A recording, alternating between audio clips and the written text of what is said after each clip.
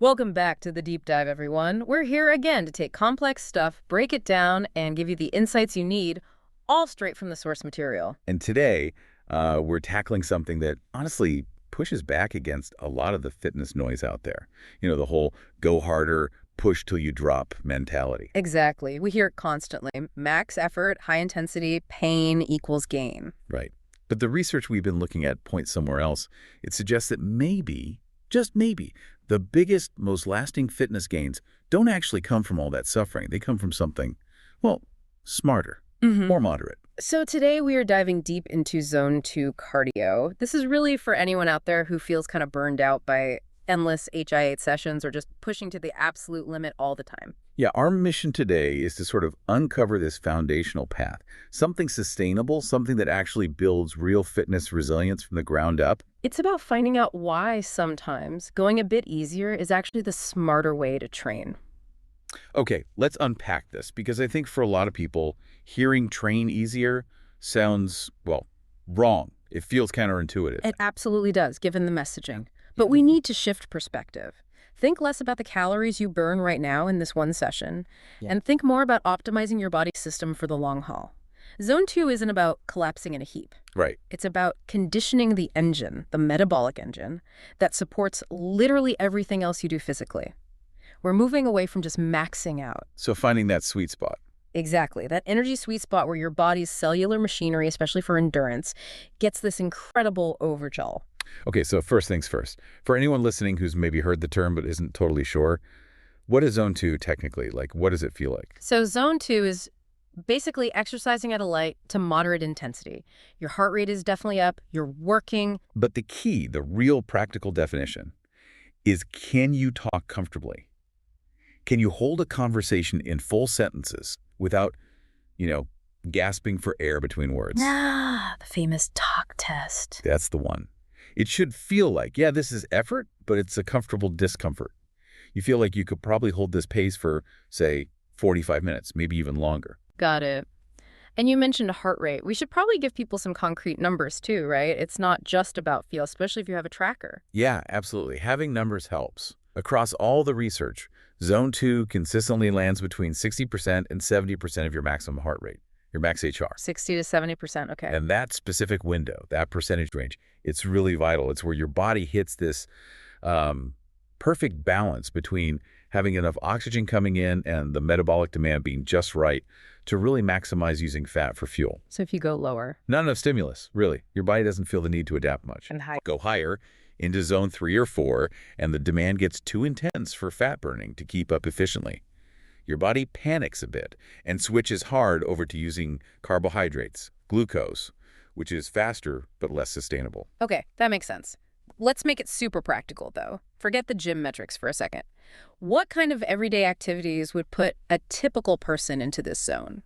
We're talking about movement with purpose. So not just a casual stroll, but a brisk walk. You're pushing the pace a bit, moving with intention. Right, like you're slightly late for something. Kinda, yeah. Or maybe cycling easily on flat ground, not grinding up hills, just a steady rhythm. Swimming laps at a consistent, comfortable pace works too. What about jogging? A slow jog, definitely. And I mean slow. Slow enough that your breathing isn't the main thing you're focusing on. It should feel easy, only pleasant, just maintaining that steady cadence. So the feeling is, heart's pumping, you feel warm, you're working, but you're definitely not getting breathless or feeling like you need to stop soon. Exactly, you're in control. Exhaustion feels very far away. Okay, so knowing your target heart rate seems pretty crucial for structured training, even if the talk test is the main guide. Let's spend a minute on how someone listening can actually figure out their numbers. Right, because using a heart rate monitor or even just checking your pulse can be really helpful for confirming you're in the right place. So how do we get that max HR number first? The standard formula, the one that's widely used, and it's a decent starting point for most people, is pretty simple. 220 minus your age. 220 minus age, okay. That gives you an estimated maximum heart rate. It's not perfect for everyone, but it's a good ballpark. And then from that number, we calculate the 60 to 70%. Yep. You take your estimated max HR, multiply it by 0.6 for the lower end of Zone 2, and by 0.7 for the upper end. That gives you your target beats per minute range. Let's do a couple of quick examples so people can see it clearly. Say someone listening is 30 years old. Okay, 30 years old. So 220 minus 30 gives an estimated max HR of 190 beats per minute. Right. Then 190 times 0.6 is 114, and 190 times 0.7 is 133. So for a 30-year-old, their zone 2 target is roughly between 114 and 133 beats per minute. Exactly. That's the zone where you want to spend most of that zone 2 training time. That's where the mitochondrial magic, the fat burning efficiency really happens. Okay, let's take another example. Someone who's 50. All right, 50 years old. 220 minus 50 is 170 beats per minute for their estimated max HR. Lower. Makes sense. Yep. So 170 times 0.6 is 102, and 170 times 0.7 is 119. So for a 50-year-old listener, the zone 2 range is about 102 to 119 beats per minute. Correct. And this really highlights something important. Intensity is totally relative. What feels like zone 2 for a 20-year-old might be a pretty fast jog or run. But for that 50-year-old, hitting 110 BPM might feel like a very brisk walk, maybe slight incline. It's about your perceived effort and your heart rate, not comparing to others. Find your own zone. Got it.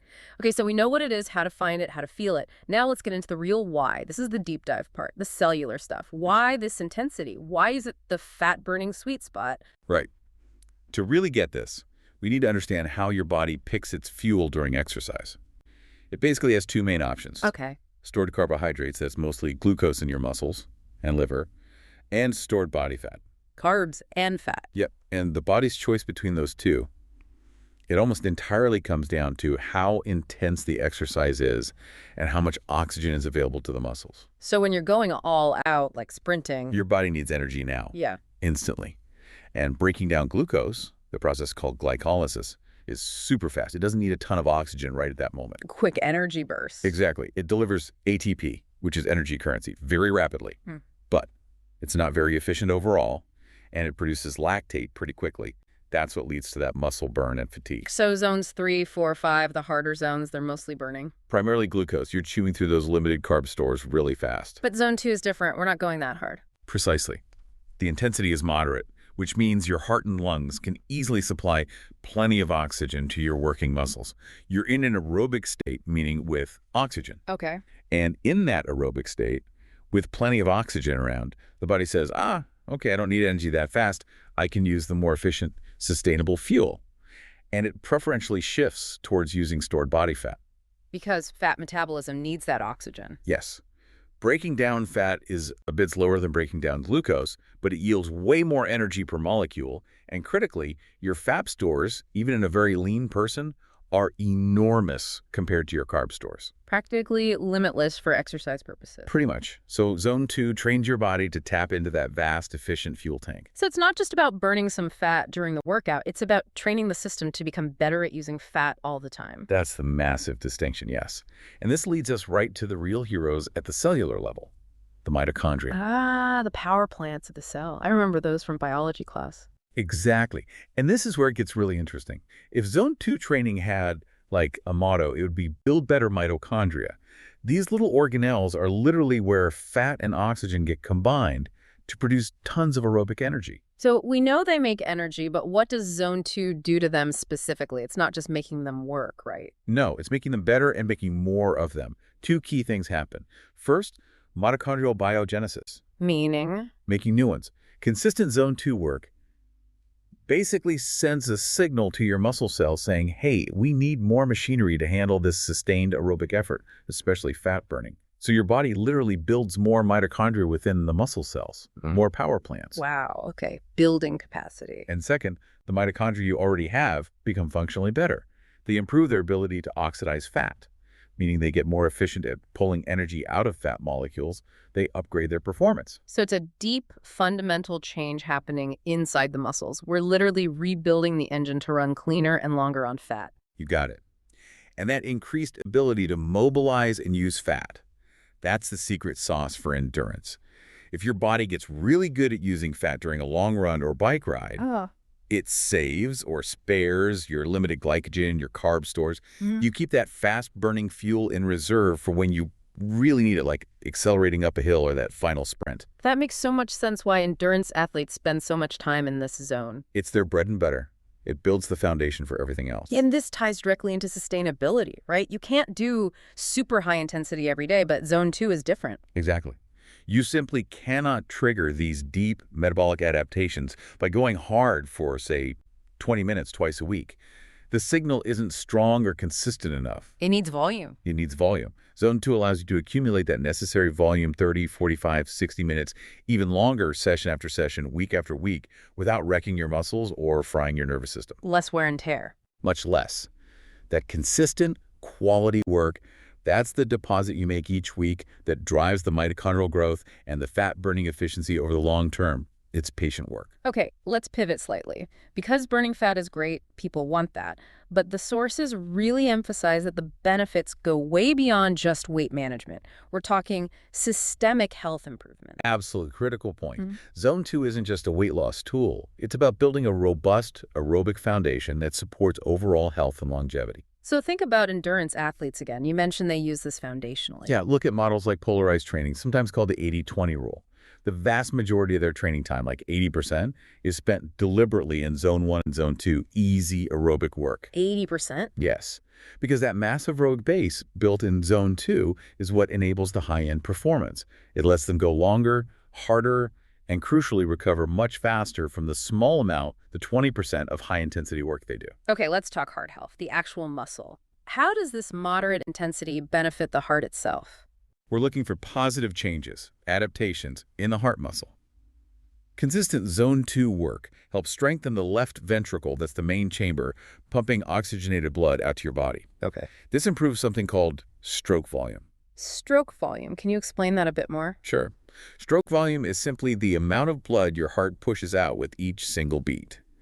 When you train in Zone 2 consistently, the heart muscle gets a bit stronger, and the chamber might slightly enlarge in a healthy way. So it becomes more efficient. Exactly. A stronger, more efficient heart can pump more blood with fewer beats. Over time, this leads to a lower resting heart rate. Which is a classic sign of good cardiovascular fitness. It's a very strong marker, yes. Your heart doesn't have to work nearly as hard when you're just sitting around, because each beat is doing more work, less stress on the system overall. Okay, heart health is huge. But the sources also really hammered home the impact on metabolic health, especially things like blood sugar control and insulin sensitivity. This seems incredibly relevant today. Hugely relevant. Zone 2 exercise is fantastic for improving insulin sensitivity. Insulin, as you know, is the hormone that tells your cells, especially muscle cells, hey, open up and take in glucose from the blood. Right. And insulin resistance is when the cells stop listening properly. Exactly. The signal gets weak, the cells don't take up glucose efficiently, and blood sugar stays elevated, which causes all sorts of problems long term. So how does Zone 2 help fix that communication breakdown? Well, the actual muscle contractions during sustained aerobic exercise, like in Zone 2, trigger a process that helps muscles take up glucose even without relying solely on insulin.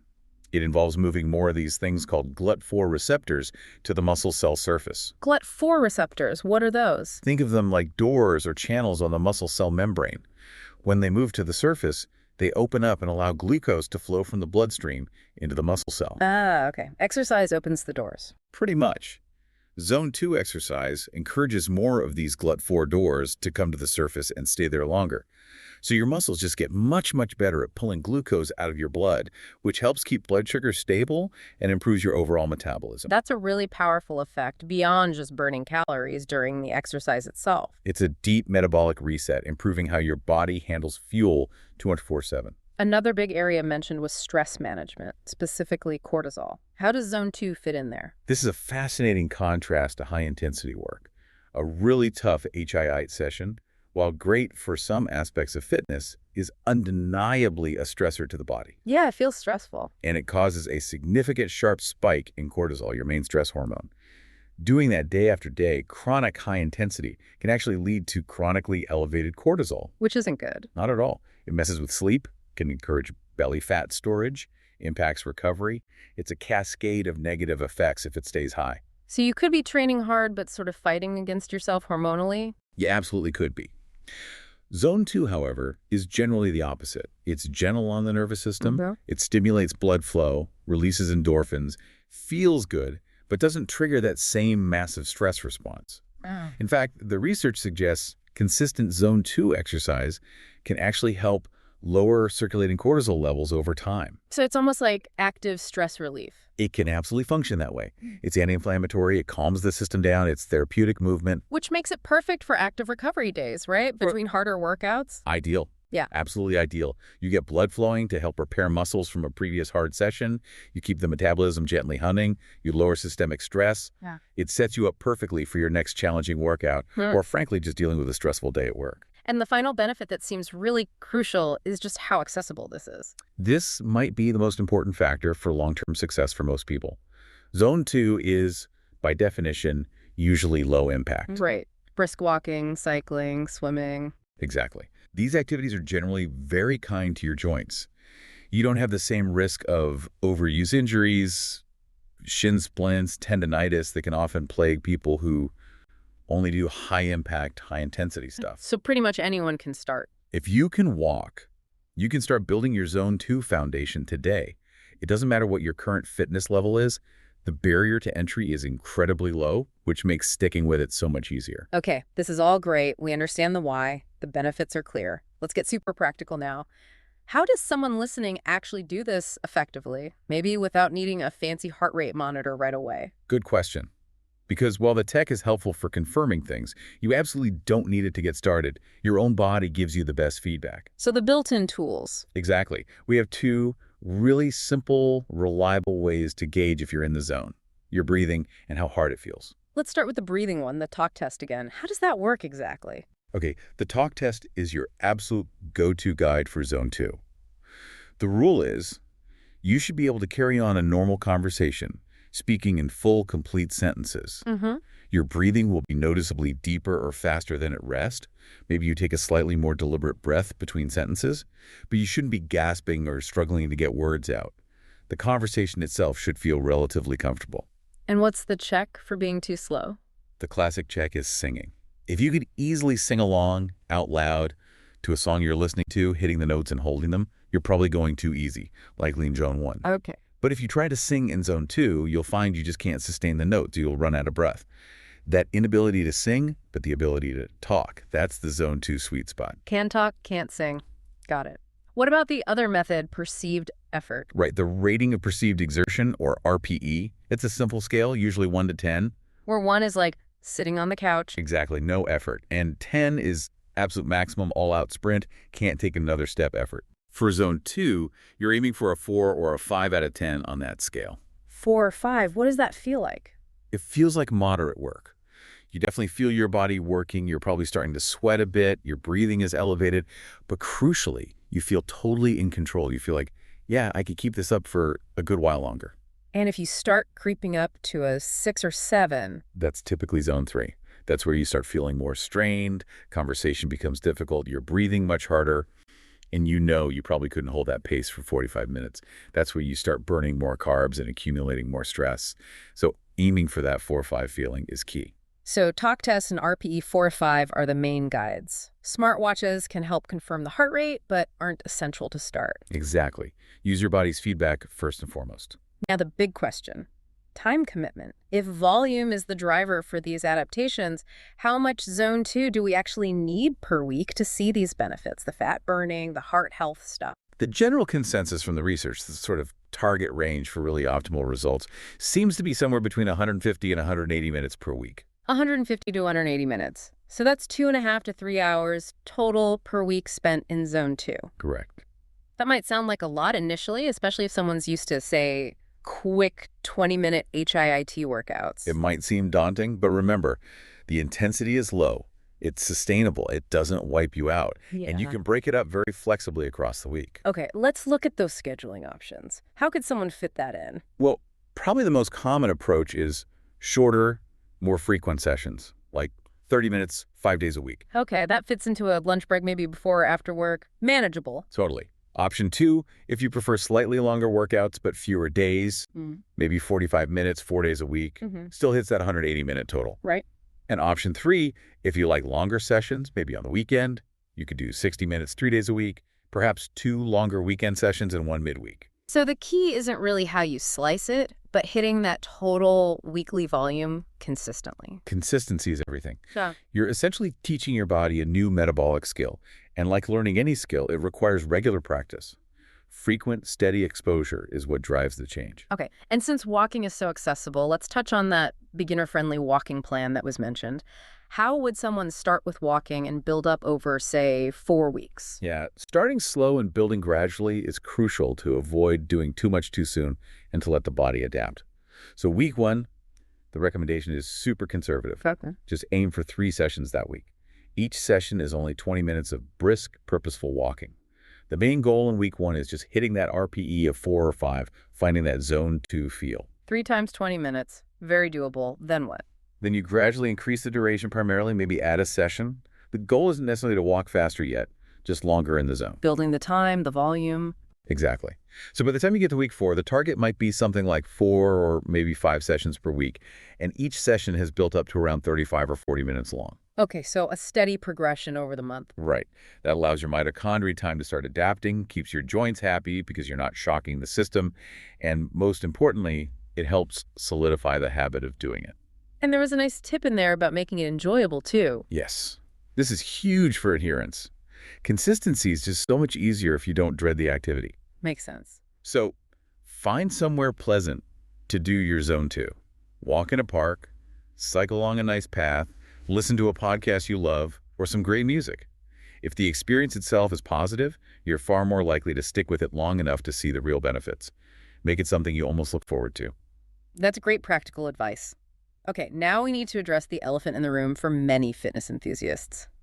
How does all this Zone 2 stuff compare to HIIT high-intensity interval training, the darling of quick results? Ah, yes, the Zone 2 versus HIIT showdown. Yeah. It's a really common question, and the answer is crucial.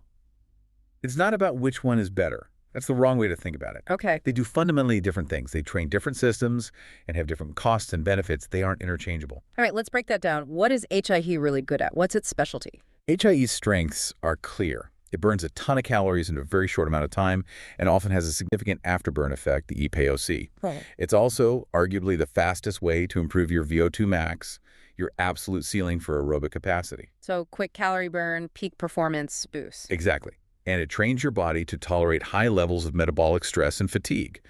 But the cost is significant. The stress factor again? Yes. Hormonally, it jacks up cortisol. Structurally, it's very demanding on muscles, tendons, joints. And because of that stress, it requires much longer recovery periods. You physically cannot do true high-intensity HIIT every single day without breaking down or burning out. Okay, so high reward, high cost, needs recovery. How does Zone 2 contrast with that? Zone 2 is pretty much the polar opposite in terms of cost and specific benefit. Its specialty is building that deep aerobic efficiency, maximizing fat oxidation. Right. It's very low stress hormonally, actually lowers cortisol over time. It's generally low impact structurally. And because of that low stress, it's built for volume and consistency and aids recovery. So they really are different tools for different jobs. Completely. And the sources are really clear on this. The most effective, most sophisticated training programs don't choose one or the other. They use both strategically. How so? They use Zone 2 as the massive non-negotiable foundation. The bulk of the training time is spent building that huge, efficient aerobic engine with Zone 2 volume. That's the 80% we talked about. Pretty much, yeah. And then they layer in small amounts of high-intensity work, maybe 1 or 2 HIIT sessions a week on top of that foundation. Why add the HIIT then? To specifically push that VO2 max ceiling a bit higher, to improve top-end speed or power, to handle race pace surges, and maybe just for variety. But the HIIT only worked optimally because the massive Zone 2 base is there to support it and allow for recovery. So build the engine with Zone 2, then add the turbocharger with occasional HIIT. That's a great analogy. Yeah. You need the robust engine first. Trying to just run the turbo all the time blows the engine. Got it. Okay, so Zone 2 is foundational. But even though it's lower intensity, the sources mention some common mistakes beginners make that can kind of undermine the benefits. What should people watch out for? Yeah, there are a few key pitfalls. Mistake number 1 is probably the most frequent, going too fast. The effort equals results mindset kicking in? Exactly. We're conditioned to think harder is always better.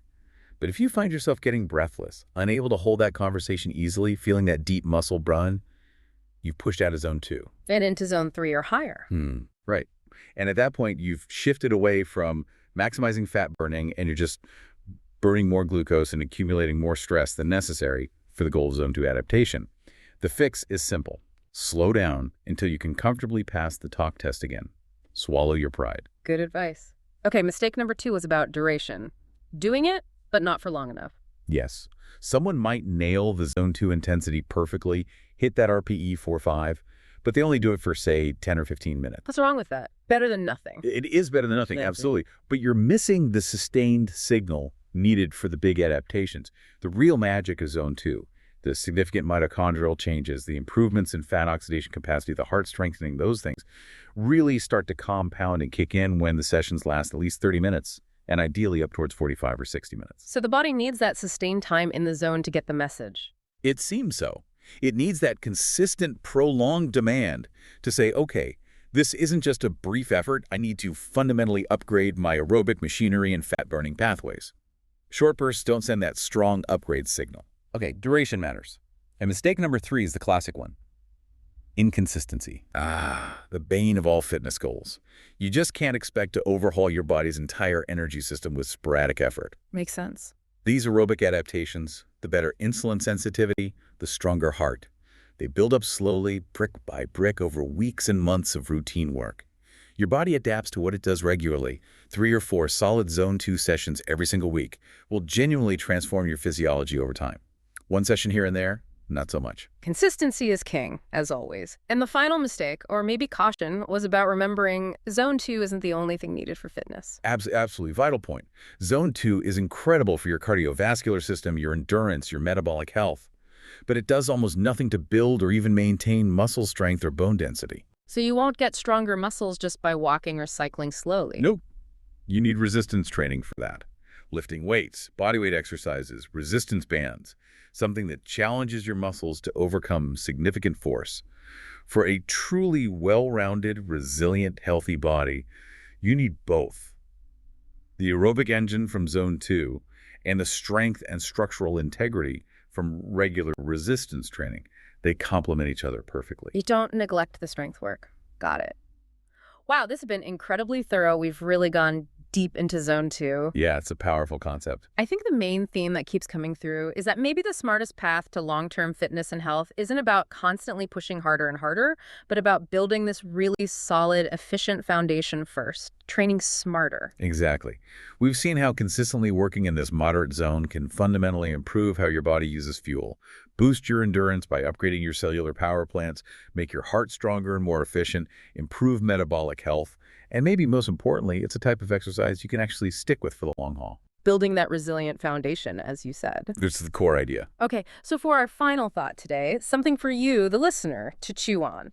Let's connect this back to something maybe unexpected. Cognitive function, how your brain works. Yeah, this is a really interesting extension of the benefits. What's fascinating here is when you think about the downstream effects of zone 2, we know it helps lower chronic stress hormones like cortisol. Right. We know it improves metabolic stability, steadier blood sugar, better energy management by the body. When your body's fundamental systems are running more smoothly, under less biological stress, with more stable energy, that likely creates a much better physiological environment for your brain to operate optimally. So less internal noise and stress might mean clearer thinking, better focus. Potentially, yes. While direct causation is complex, it stands to reason that by improving the body's overall stability, energy regulation, and stress levels through zone 2, you're building a better platform not just for physical performance, but for cognitive performance, sustained mental energy, and maybe even mood regulation throughout the day. It's about stabilizing the entire system. That's a really compelling idea. Train your body moderately, and your brain might thank you too. Less fatigue, more focus. It's a fascinating possibility built on solid physiological principles. Okay, so our final call to action for you listening. Next time you head out for some cardio, consciously try to find this zone. Use the talk test, aim for that RPE 4 or 5. See what it feels like to finish a workout feeling energized and accomplished, not just exhausted. Find your sustainable sweet spot. Give those mitochondria the consistent work they need to thrive. It might just change your whole approach to fitness. Thanks for diving deep with us today. Train smart out there, everyone. We'll talk to you on the next deep dive.